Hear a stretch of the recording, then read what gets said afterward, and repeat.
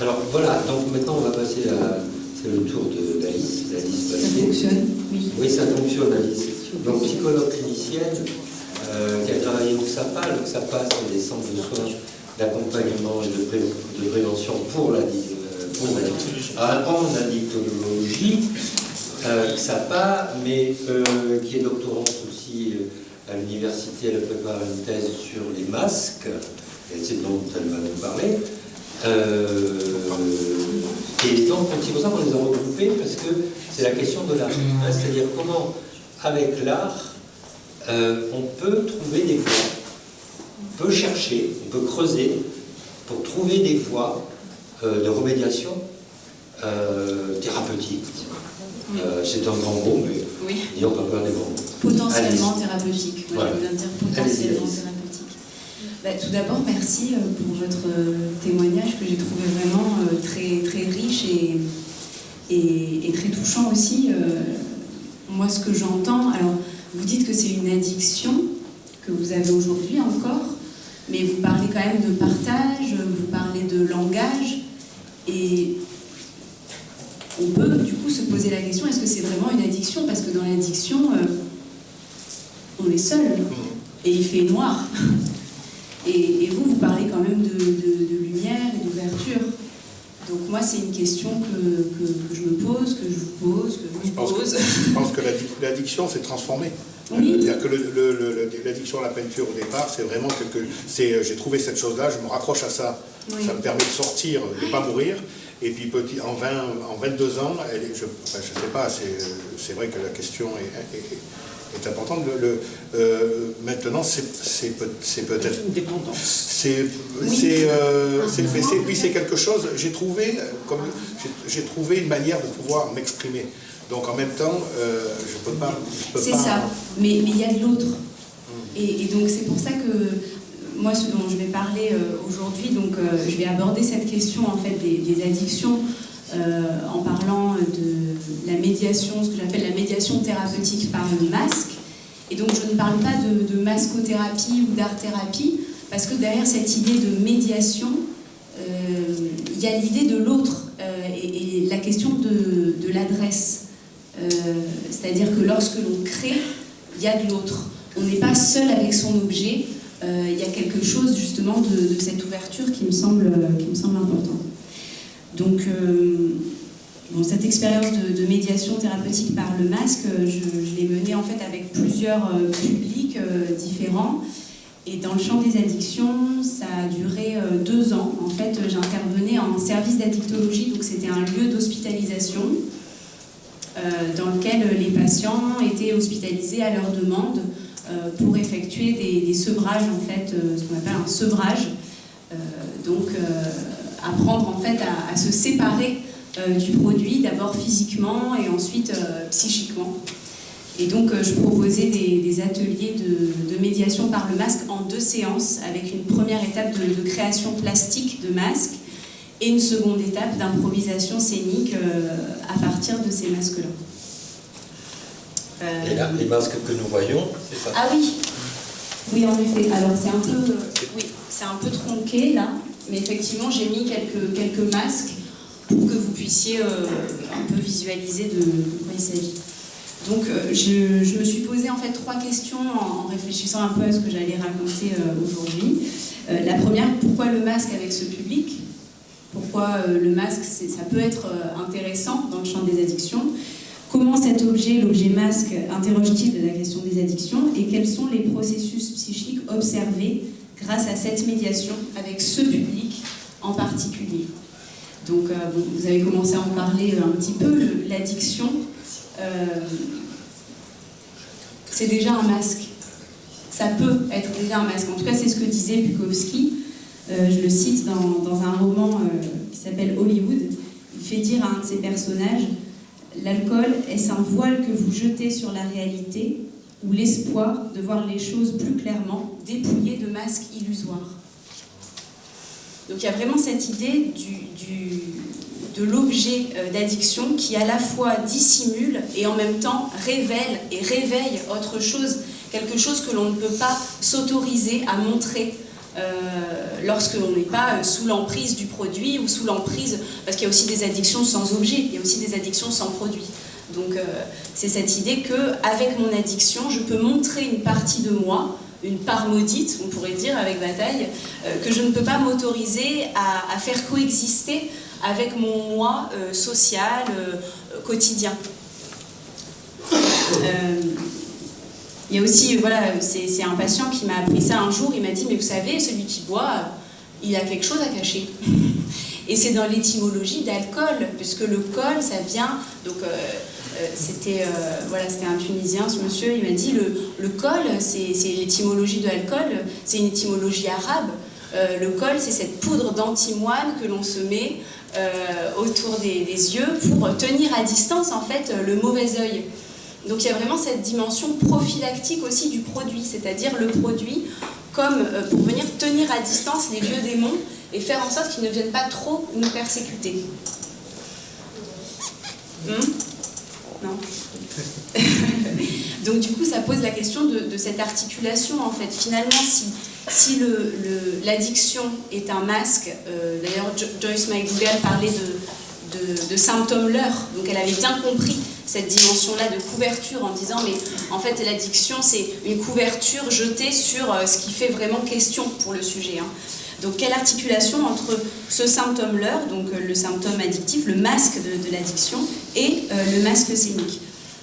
Moi l'hypothèse que je fais c'est de dire que le masque scénique vient se substituer au masque addictif et qu'il s'agit finalement de démasquer ce masque-là, de démasquer ce masque addictif, de démasquer le montage défensif du moi pour laisser surgir la dimension de la jouissance. Alors là, il faut peut-être faire une petite... On avait dit qu'on n'apprenait pas. Non, mais alors, je peux faire une petite trêve théorique, une petite parenthèse rapide. Alors, lorsque nous parlons de jouissance, de quoi parle-t-on ? Non, n'ayez pas peur. Donc la jouissance, évidemment, on ne parle pas de plaisir ni d'orgasme, on parle de la jouissance en tant que ce qui fait souffrir. La jouissance, c'est une forme de complétude, c'est quelque chose que l'on vit en excès et qui... En fait, la jouissance, c'est un pied de nez à la castration, c'est un pied de nez à l'interdit. C'est une façon de dire... Mais... Carton rouge, Oui, Nora. Oui. Non, parce que je te suivais, puis à un moment donné, tu dis c'est un pied de nez à la castration, et là t'as reperdu. Mais non, mais parce que je reviens, mais je vais revenir, je fais des comme ça. Donc, la jouissance, c'est une forme de satisfaction qui ne se fait pas sans douleur. C'est une tension. J'entendrais comme une tension, c'est-à-dire que peut-être que si on prenait la métaphore du désir, un enfant qui se balance gentiment comme ça, qui vient sur une balançoire, il est heureux, il se détend, tout le monde est content. Là, on est dans le plaisir. Oui. Et puis, il y a celui qui tout à coup va se lever, va commencer à aller de plus en plus loin, et puis de plus en plus loin, puis de plus en plus haut, puis il va commencer à ressentir de la peur, de l'excitation. Et là, on peut dire qu'il passe du premier désir ou des plaisirs ressentis dans le désir à ce qu'on appelle la jouissance. Il va flirter avec quelque chose qu'on peut rencontrer dans la peur. Quelque chose qui s'emballe. Et Lacan, il avait cette très belle formule, il disait la jouissance c'est le tonneau des Danaïdes. Ça commence à la chatouille, au début c'est rigolo, et ça finit à la flambée à l'essence. C'est dire le versant mortifère en fait de la jouissance qui effectivement c'est un emballement de la pulsion de mort, c'est un emballement, il y a quelque chose qui s'emballe. Mais je pense que pour comprendre la notion de jouissance, il faut en passer, désolé, par la notion de surmoi. Donc je jargonne encore un petit peu. Qui est qu'en fait, voilà, non mais le surmoi, vous l'acceptez ? Non, parce que le surmoi, tout le monde sait ce que c'est le surmoi. Comme ça, le surmoi, c'est cette instance-là, interdictrice, qui vient nous dire ne fais pas, ne jouis pas, en fait, qui vient nous empêcher. Et en fait, ça, c'est le surmoi le plus connu. On l'appelle le surmoi oedipien, parce que c'est l'héritier de l'Oedipe. Quand on a intégré l'interdit de la castration, eh bien, on est ancré dans... voilà, on a intégré la loi et donc on a renoncé à une part de sa jouissance. Maintenant, je peux le dire, maintenant que j'ai clarifié.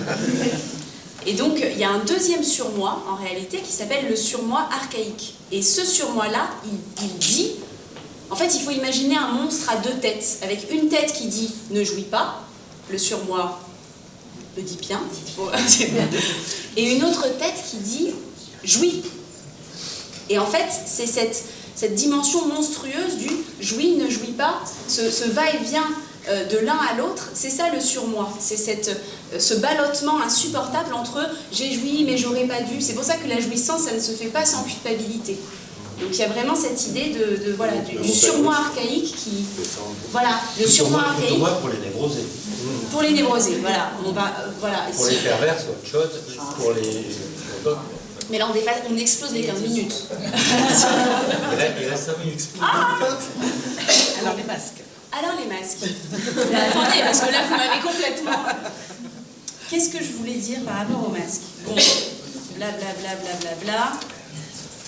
En fait, moi, les deux hypothèses, du coup, par rapport à... Maintenant que j'ai un peu jargonné et qu'on peut jargonner tous ensemble, les deux hypothèses, en fait, théoriques qui sous-tendent ma pratique du masque avec les patients avec qui je travaille, c'est que, premièrement, le masque, il intervient, selon moi, dans la pratique scénique comme censeur de censure. Ça veut dire qu'il vient faire taire le surmoi oedipien, celui qui dit ne jouis pas.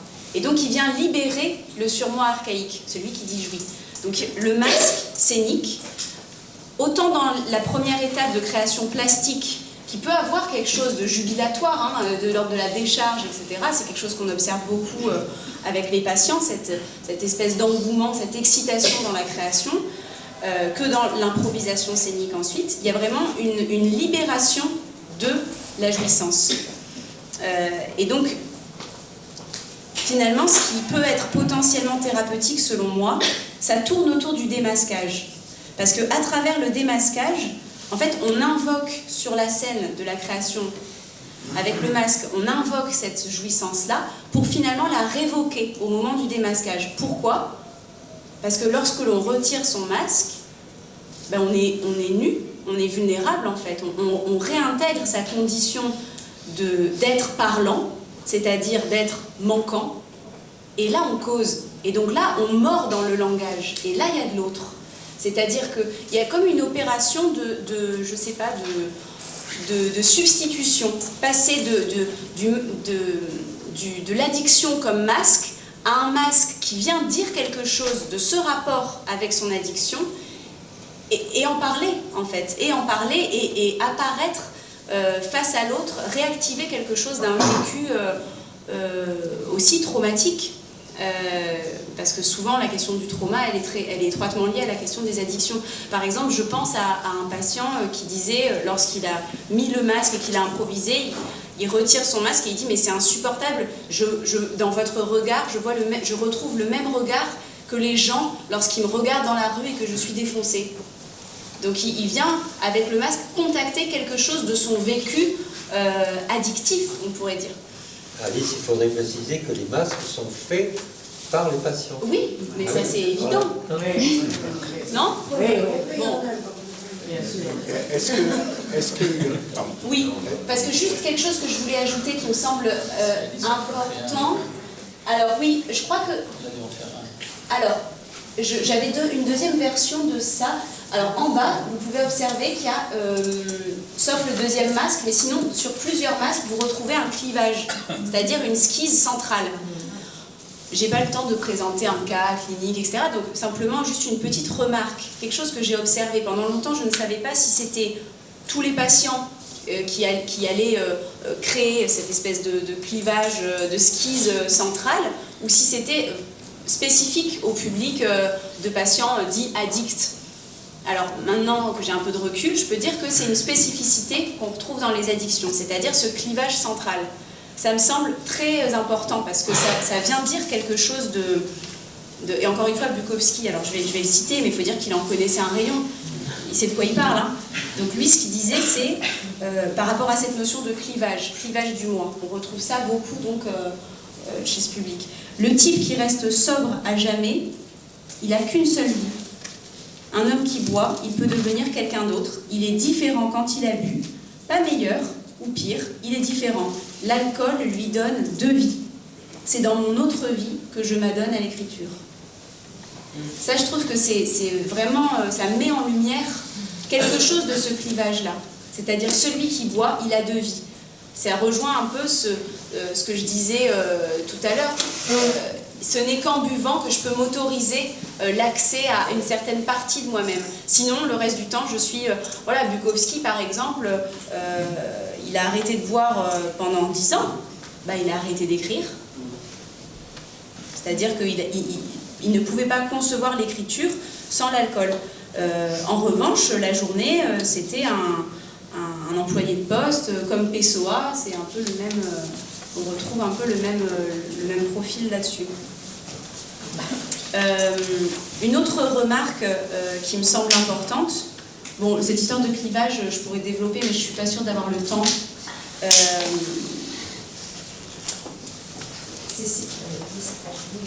me posais la question de savoir si, là, ce que tu viens de dire à l'instant m'a fait penser à la définition du délire. Ouais. Il y a la possibilité d'habiter un espace, une nouvelle réalité dans laquelle le sujet peut supporter quelque chose de lui. Est-ce que cet état-là modifié de conscience, est-ce qu'il y a quelque chose qui est en lien avec le délire, comme on peut le voir quand il est déclenché du côté de la psychose? S'il y a quelque chose de délirant chez l'alcoolique, qui est par exemple en état d'ivresse, qui est recherché ensuite? Oui, alors, en tout cas, c'est la question de la réalité psychique. Oui, oui.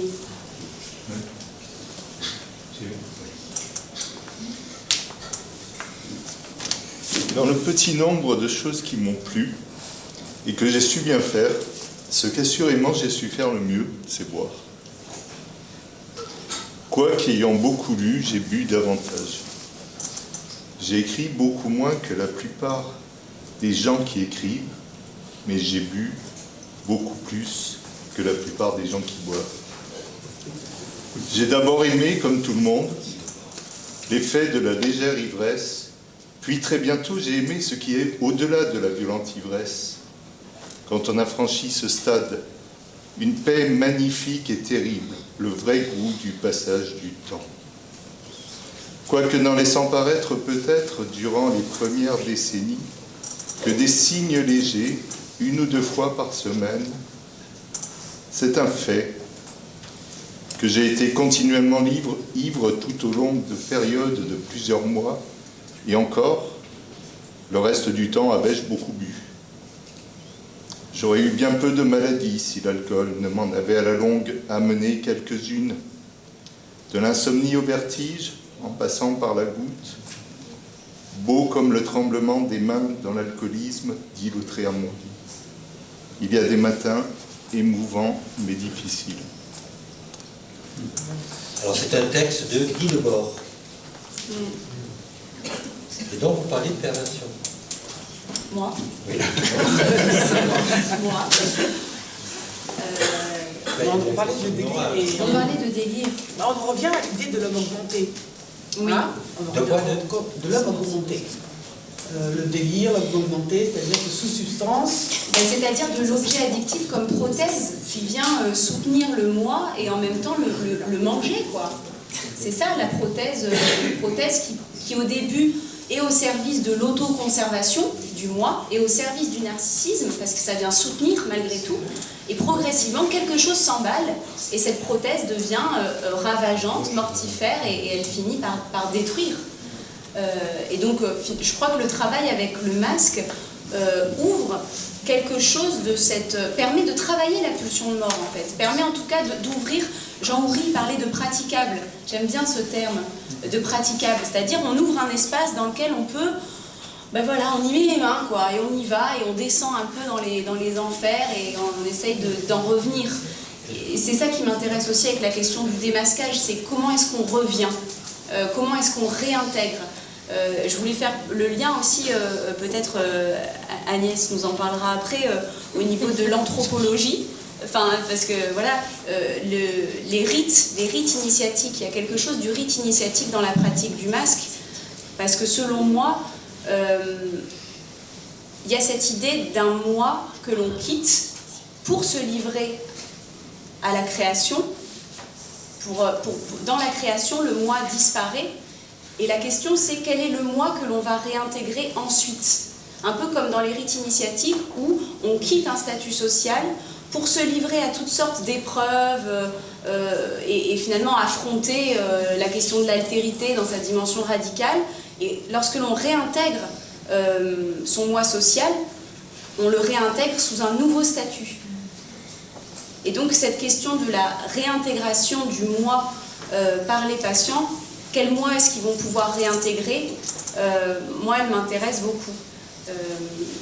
Et parfois c'est pas possible de vivre ce qui s'est passé au cours de l'improvisation comme étant quelque chose qui vient d'eux. Souvent c'est l'autre, c'est le masque qui a décidé, c'est pas moi. Ou des patients qui retirent leur masque et qui vont dire mais j'ai aucun souvenir de ce qui s'est passé, je ne peux rien en dire. C'est-à-dire quelle récupération est possible après dans l'après-coup. C'est ça qui va faire que ce travail va être ou pas thérapeutique. Il y a quelque chose aussi, oui. Oui. Oh, pardon. Non, c'est que par rapport à ça que je peux entendre de la première intervention, l'intervention que tu fais, surtout au début, que tu as commencé en disant qu'il faut les apprendre à se séparer. Non? Oui. Ça me fait penser, je ne sais pas, apprendre à se séparer de quelque chose, c'est apprendre aussi à jouer avec soi-même. Je ne sais pas si on pourrait faire le lien entre ça qui est l'objet transitionnel de l'enfant dans l'effort d'art que je revois chez Freud qui parle dans ce jeu que l'enfant peut créer à son intérieur pour pouvoir faire avec l'horrible de cet extérieur qui les permet, on va dire, de se vivre. Oui, oui, tout à fait. C'est très intéressant. C'est sûr que cette question de l'autre, de la présence, de l'absence, elle est questionnée avec le masque. Elle est questionnée aussi, alors elle est questionnée de deux manières. Elle est questionnée dans l'espace qui existe entre le visage et le masque. C'est-à-dire que ce mouvement aussi d'altérisation de soi, il n'est pas toujours rendu possible. Tout le monde n'est pas prêt à quitter, à se quitter pour aller vers un autre, pour aller vers autre chose et pour éventuellement en revenir. Et la seconde chose, c'est que lorsque les patients, ça c'est une anecdote qui m'est revenue, c'est que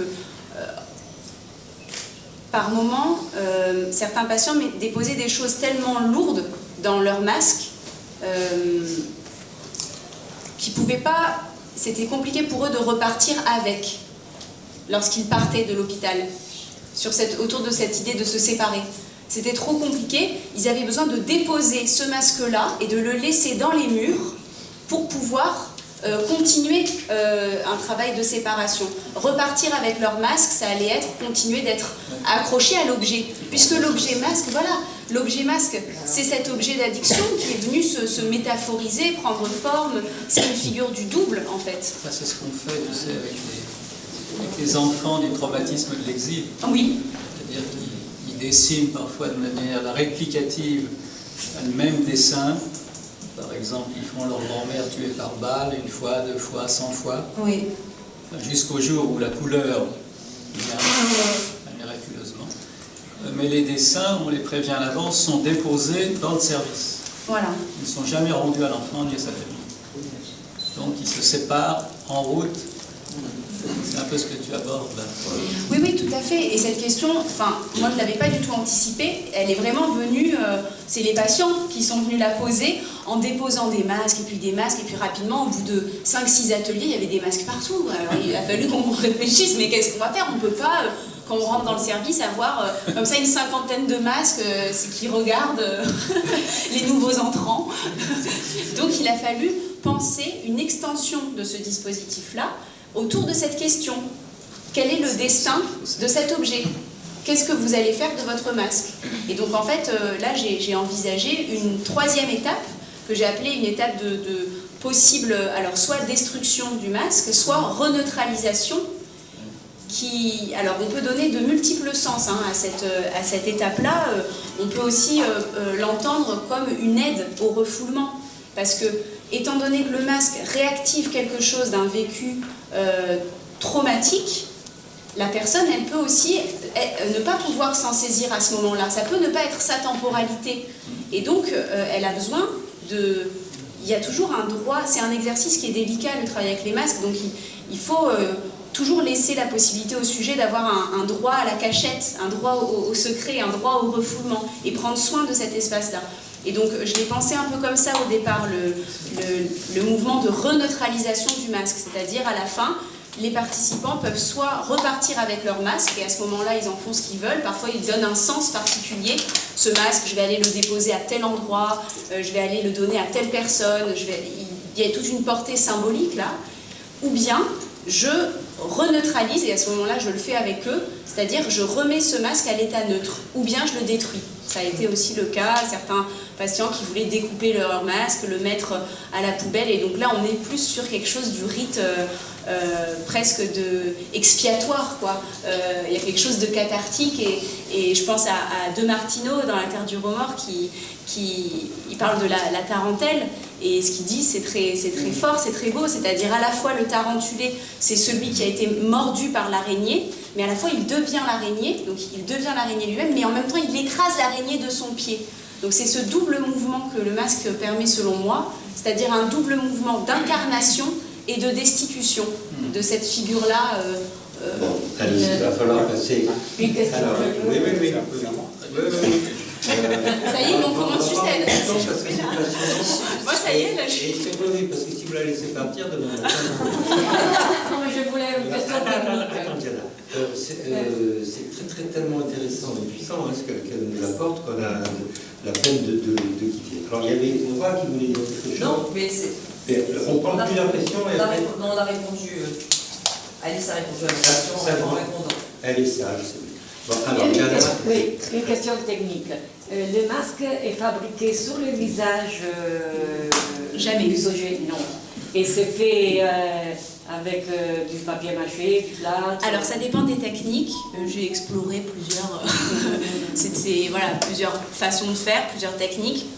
Avec ces patients-là, en service d'addictologie à ce moment-là en tout cas, on avait peu de temps parce qu'ils étaient hospitalisés seulement 2 semaines et on ne pouvait pas non plus faire cet atelier juste avant leur sortie.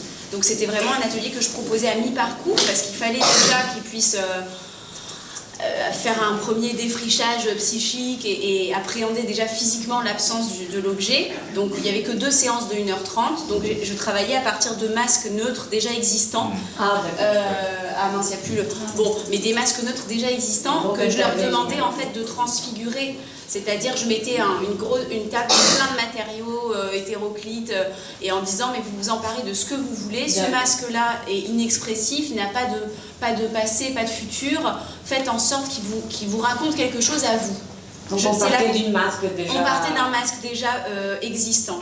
Et là actuellement je travaille avec des femmes victimes de violences, j'utilise un peu la même technique à la différence près qu'elles moulent, elles, le masque directement à partir d'un support qui existe déjà, mais le support n'est là que pour leur permettre de mouler. Avec de la terre Avec du plâtre d'abord, puis du papier mâché ou de la pâte durcissante à l'air libre, ça dépend, il y a plein de techniques qui existent. Mais en tout cas, je ne moule jamais sur le visage pour laisser justement cet espace d'altérisation. C'est-à-dire que c'est très compliqué d'oublier qui on est si on a quelque chose qui nous rappelle nos visages. On a besoin pour se mouvoir, pour se transformer de cet espace physiquement si petit, mais qui ouvre un champ symbolique et immense. Un interstice. Un interstice, c'est vraiment très important cet interstice. Oui, moi je me posais la question de la répétition dans l'addiction, parce qu'entre les 2 témoignages, enfin, la recherche et le témoignage de Jean-Marc Calvé, il y a une transformation d'une addiction. Dans l'une transformation qui continue qui s'est changée, s'est transformée, mais qui continue à se répéter, puisque vous peignez tous les jours. Et dans l'expérience du masque, j'entends 2 voire 3 étapes, et après, avec le masque, on s'en débarrasse, comme l'araignée, ou on l'écrase, ou on le garde. Et alors là, ça pencherait plutôt du côté de l'initiation, où on passe d'un état à un autre. Mais le masque aurait ce pouvoir de dépasser, comme une initiation, d'arriver à transcender la répétition, qui est un des aspects de l'addiction. Donc je me posais cette question, justement, du nombre très limité de séances avec le masque. Voilà. Oui, c'est une excellente question. Oui. En fait, est-ce qu'il y avait envie de se débarrasser complètement aussi d'eux? Voilà, là la question. On va se débarrasser du masque, hein, on va passer à autre chose, mais allez, Comment ça?